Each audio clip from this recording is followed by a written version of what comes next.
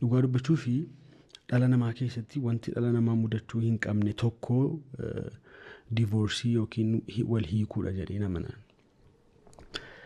And jireenya koo keessatti kun na mudatas jedhee yaadeen beeku. Amma fakkeenyaaf yeroo abbaan koo du'aan boqote yeroo isaatu natti gabaabbate malee yookiin akkaataa du'a isaatu na gaddisiise malee iddoo ta'e gahee abbaan koo akka du'aan boqotu beeka. So garuu marriagein koo divorceedhaan xumurame yaadeen beeku. Egaa biyya lafaarra yeroo jiraattu immoo walakkaa waan itti barbaadduudha walakkaa waan itti hin barbaannedha. Wanti akka marriage kun immoo waan nama lamaati. Gama kooni waan danda'u hundumaa yaaleera. Maaliif hin barbaadu seenaan suni si keessatti hafa waan ta'eef.